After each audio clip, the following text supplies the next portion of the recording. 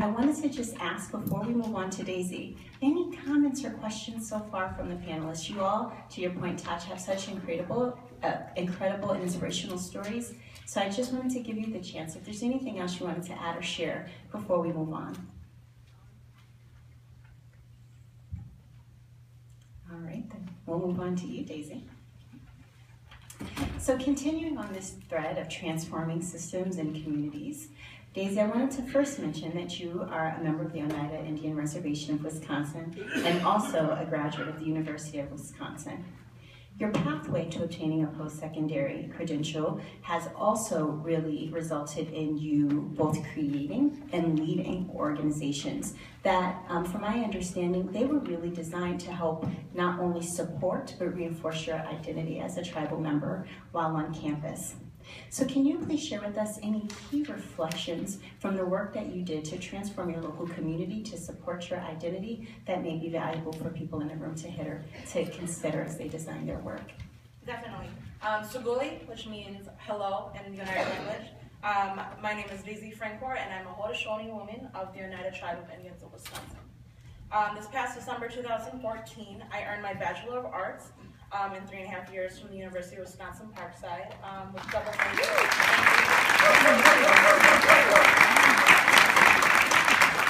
double majors in criminal justice and sociology. All right, all right. In my undergraduate career, I served as president and founder of 2 organizations on my campus, including First Nations Association and Kappa Delta Chi Sorority Incorporated Prospective Colony. I am very passionate about research, and I intend to continue my education up to the PhD level. My ultimate career objective is to implement an efficient gang prevention and intervention program on my reservation that can be used as a model for other Native Americans. Yes, yes. As a first-year college student, making the transformation from living on a reservation to an urban setting was very difficult.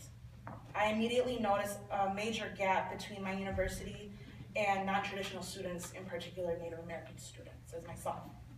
My educational institution held mainstream values and failed to understand and respect Native American culture, history, language, and traditions. My tribal community and I pride myself on our tribal identity. I observed other Native American students at my university that disregarded or concealed their tribal identity due to the lack of support for Native American students. Therefore, I felt it was my duty to create an organization such as the First Nations Association. Seeing that tribal communities hold an interdependent value system, I sought out to establish relations between Native American students, along with their tribal communities, and the university's faculty members, academic departments, and student services. I found that it was essential to encourage cultural values, family connectedness, and to promote a sense of community in this program to ensure academic success, retention, and graduation for my Native peers. My passion for community service was not entirely fulfilled by First Nations Association, so I researched national service organizations such as Kappa Delta Chi Sorority Incorporated, also known as KDChi. KDChi held values similar to mine, which included integrity, honesty, unity, and leadership. After creating a KDChi prospective colony at my campus, many female leaders and myself made a commitment to community service, as well as encourage cultural awareness of all ethnic backgrounds and to establish a sisterhood for young women. Moreover, there are a few key lessons to keep in mind to ensure students from diverse backgrounds to complete secondary and post-secondary education. First off, it's to get to know the students early on and to learn about where they come from and the challenges that they face. Second, administration should encourage and support staff and faculty to seek opportunities to gain an awareness and understanding issues within that student's culture, such as education access and success. Lastly, is to build relationships within the communities where diverse students come from. This can lead to creating advocacy and advisory groups. And in conclusion, establishing a positive campus climate for all students is crucial for student retention and success.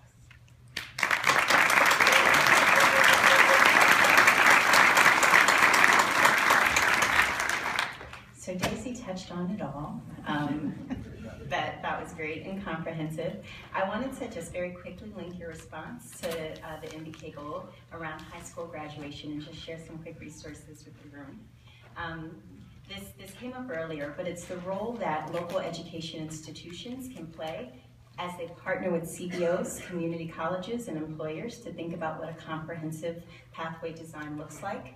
I want to lift up GED and high school diploma plus models as real community-based efforts that are creating supportive environments, peer networks, and doing that support system and mentorship as students transition from completing a high school diploma, going into college. And I want to just encourage everybody to continue to be aware of innovative ways that communities can use average daily attendance dollars to support dual enrollment programs. Texas is often lifted up as a state where the dollars can actually follow students as they move from either one alternative program to another alternative program. And so I just want you to be encouraged to keep those types of resources in mind as you're designing comprehensive programs that support our young people. And then on the post-secondary side, there are programs like Gateway to College, maybe people in the room are aware of, that also do this dual enrollment and supportive, comprehensive supports for our young people as they are transitioning from high school into college. And, so in Daisy's response, she talked about the role of faculty connecting with advisors and sort of bringing on the administration. What's great about programs like Gateway to College is they have those relationships in place already. So when a student like Daisy shows up on campus, they can help her connect with her peer network, they can help give her a mentor as a guidepost for her, and then they can help with that really important mapping work that we know sometimes becomes a barrier for our young people when they think about what does it look like when I start versus when I finish. Daisy is an exemplary example of a young person who is able to navigate those systems and self-organize in remarkable ways. And I wanted to also make sure that you were aware of other examples that exist out there that offer our students the types of supports that we know are so important for them to consider. So I want us to now hear from Dorothy Stoneman, but what I wanted to make sure before we move on to Dorothy is this sort of the question around advice for people in the room. Because you all have done extraordinary work, you've done that sort of important internal work, you also are working to change systems, you are leading your peers personally and by example, and you are an example for everyone in this room.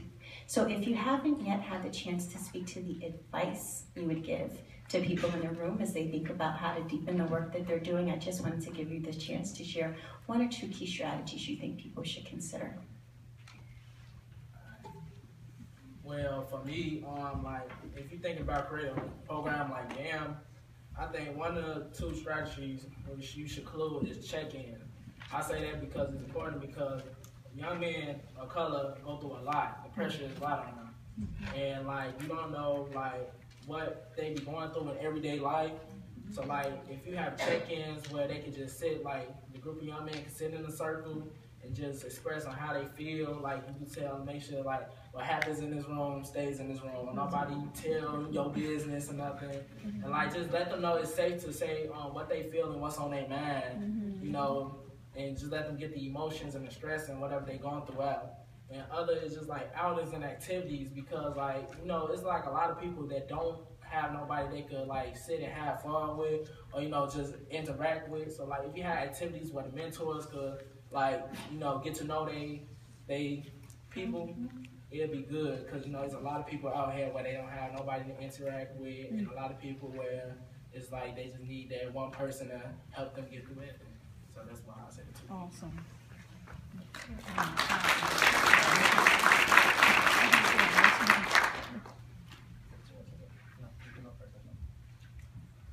The piece of advice that I think I have would be to hold one another accountable.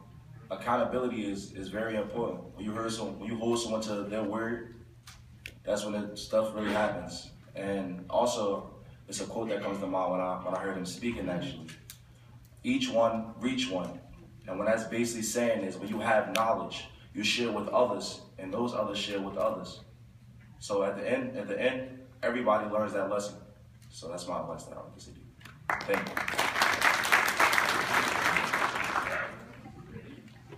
So in addition to what Julius was saying, I believe that we should also have check-ins as well. I'm gonna speak more on within the city of Boston.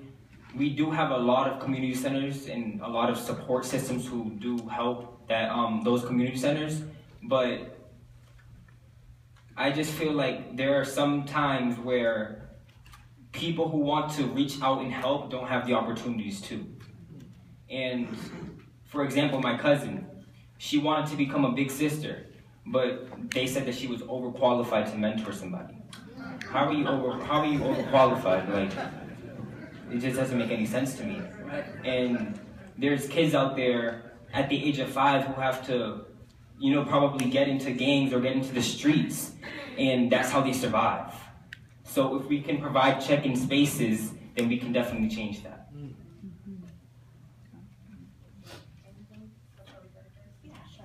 I just wanted to make a note. I think it's very essential as adults to step up and be an advocate for youth who are afraid to speak up. Definitely, I've had a lot of mentors, and they've helped me build this bridge of success, and I thank them for that. And I think a lot of adults don't realize that you are affecting the lives of children more than you know. So definitely stepping up, being an advocate and a mentor is crucial for academic success and personal growth. Thank you, Daisy. So we